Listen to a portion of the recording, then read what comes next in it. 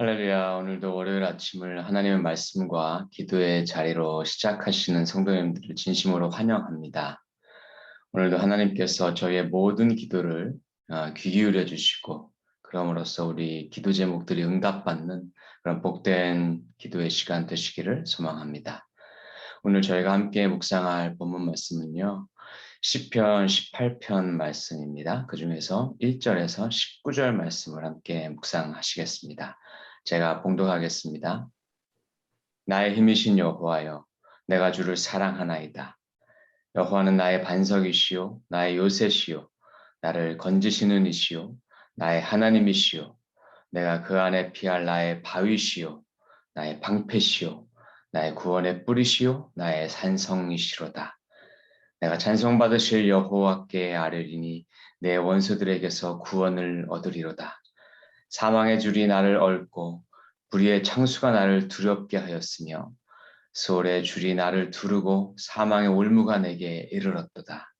내가 환난 중에서 여호와께 아뢰며 나의 하나님께 부르짖었더니 그가 그의 성전에서 내 소리를 들으시며 그의 앞에서 나의 부르짖음이 그의 귀에 들렸도다. 이에 땅이 진동하고 산들의 터도 요동하였으니 그의 진노로 말미암음이로다.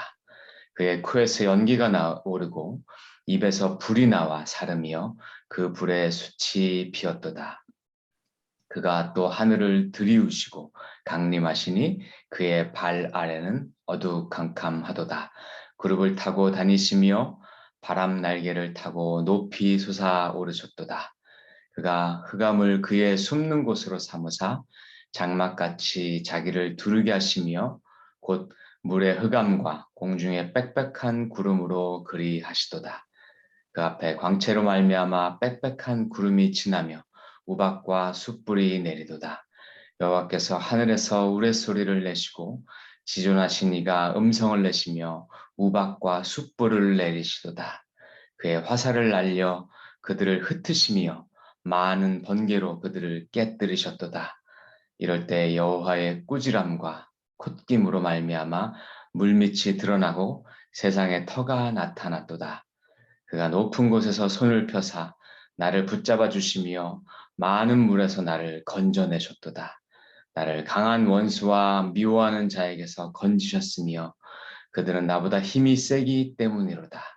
그들이 나의 재앙의 날에 내게 이르렀으나 여호와께서 나의 의지가 되셨도다. 나를 넓은 곳으로 인도하시고 나를 기뻐하심으로 나를 구원하셨도다. 아멘. 이 시는 다윗의 시입니다. 표제를 보니까 하나님께서 다윗을 사울과 대적의 손에서 구하셨을 때에 지은 시라고 나옵니다. 그런데 이 시의 1절과 2절 그 시작 부분만 읽으면요. 이게 사랑의 시, 믿음의 시로만 느껴집니다. 특히 2절의 고백은 너무나 멋진 찬양 고백입니다. 다시 한 번만 제가 읽어보겠습니다. 여호와는 나의 반석이시오. 나의 요새시오. 나를 건지시는 이시오. 나의 하나님이시오. 내가 그 안에 피할 나의 바위시오. 나의 방패시오.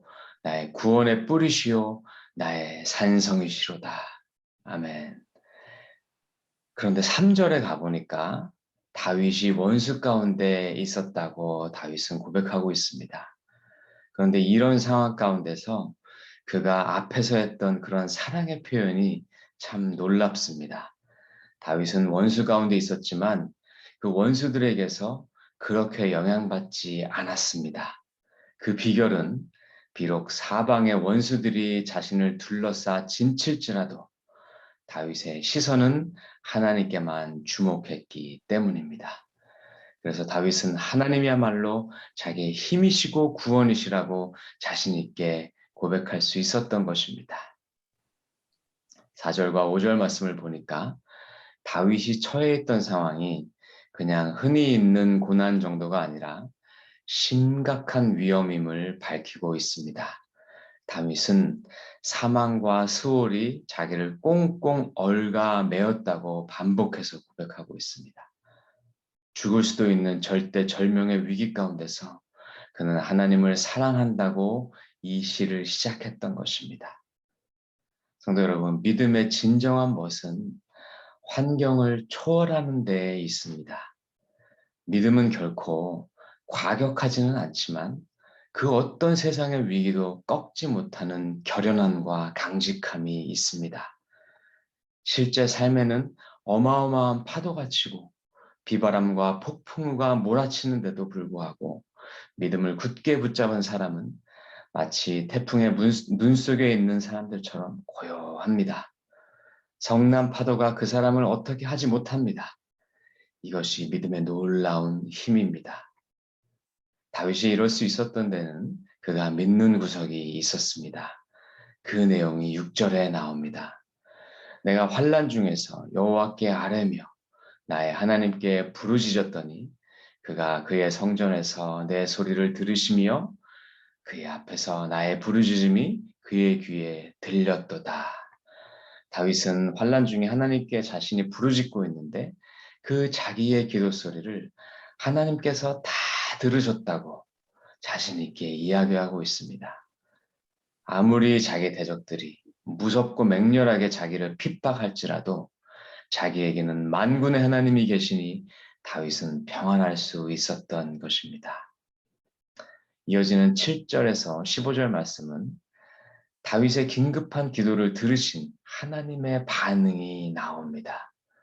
다윗은 하나님께서 지금 자신의 기도를 들으시고 진노하셔서 산이 요동하고 입에서 불이 나오고 하나님께서 구름 천사를 타고 이 땅 가운데 강림하시고 또 우박과 숯불과 우레소리와 번개를 대적들에게 쏟아내시고 계신다고 표현하고 있습니다.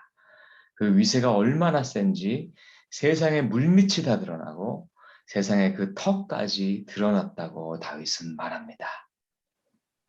사실 하나님께서 다윗의 기도를 들으시고 진짜로 이렇게 맹렬하게 대적들을 치신 것인지 아니면 하나님께서 이런 마음이신 게 다윗이 영적으로 느껴진 것인지는 심한 봐서는 정확하지는 않습니다.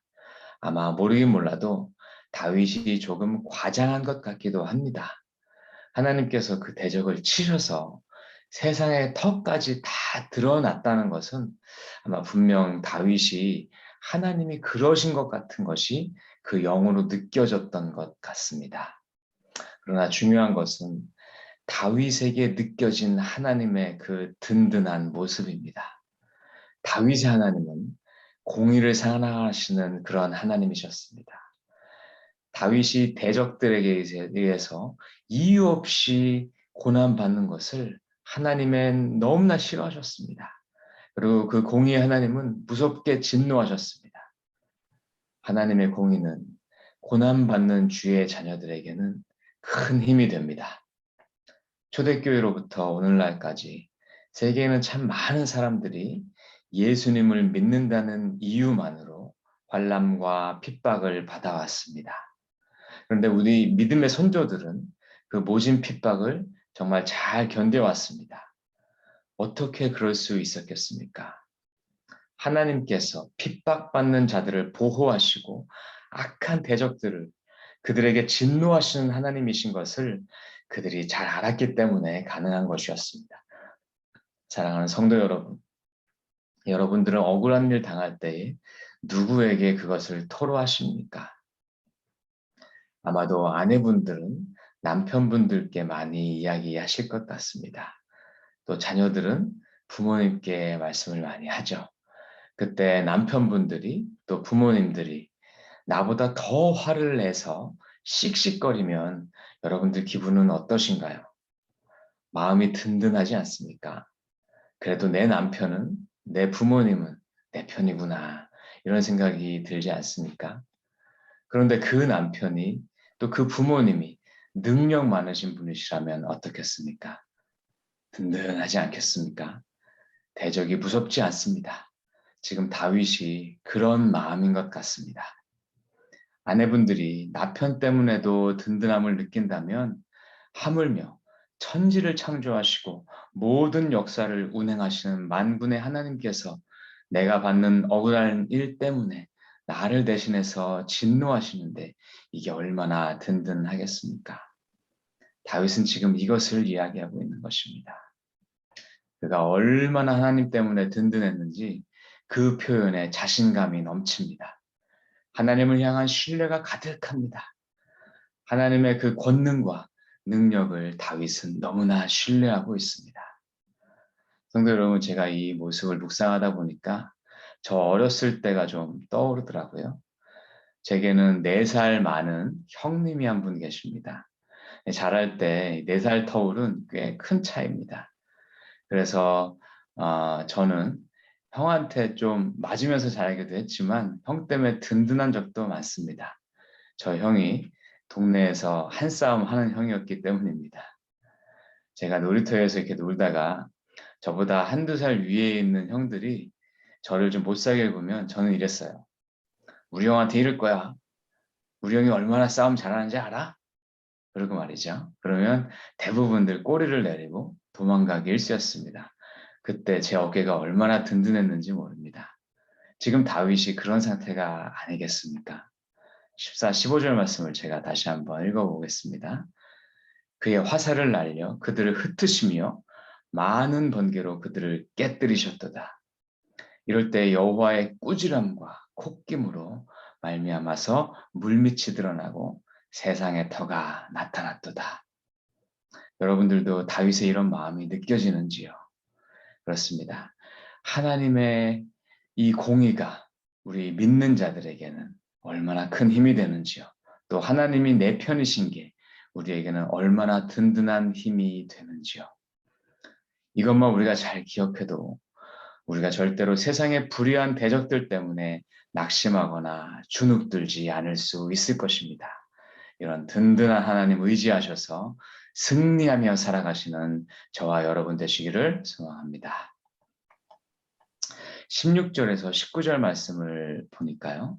대적들이 어떻게 다윗을 괴롭혔고 또 그 가운데서 하나님께서 어떻게 다윗을 구원하셨는지를 잘 나타내 주고 있습니다.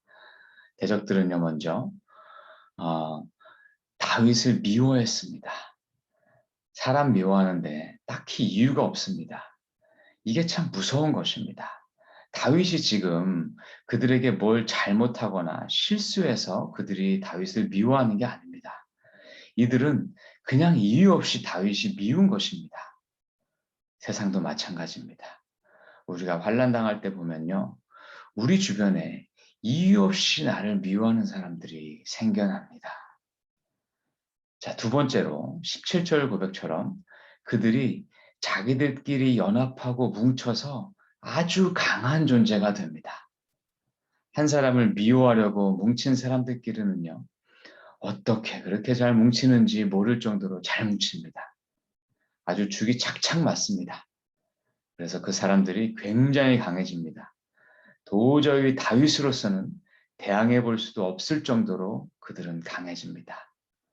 우리가 사는 세상도 그렇지 않습니까? 우리가 환난 당할 때면 나를 미워하는 사람들이 그냥 생겨나는 것뿐만 아니라 그들이 서로 연합해서 저를 대적합니다.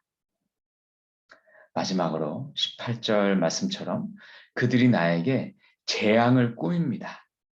내 흠집을 잡던, 내 실수를 부풀리던, 혹은 내가 실수할 수밖에 없는 그런 함정을 만들던 어떻게 해서든지 내게 재앙을 꾸며냅니다. 우리가 사는 세상도 그렇습니다. 여러 사람이 한 사람 나쁘게 만드는 것 그렇게 어렵지 않습니다. 그래서 그 사람이 꼼짝 못하게 못 빠져나올 만큼 올가미를 칭칭 만들어 맵니다. 그러면 그 사람은 그 재앙에서 빠져나올 방법이 없습니다.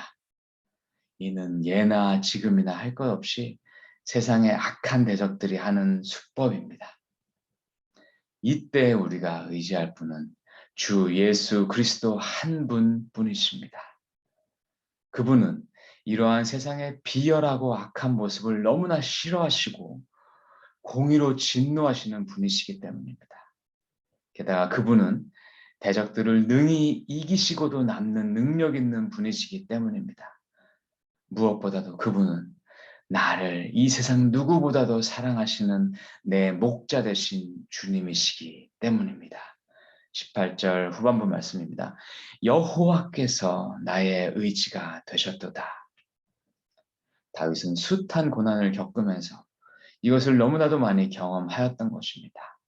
그래서 다윗은 심각한 위기 속에서도 세상 바라보거나 사람 바라보지 않고 오직 이 상황 가운데 자기를 구원해 주실 수 있는 한 분, 나를 사랑하시고 능력 많으신 한 분 여호와이심을 기억했던 것입니다.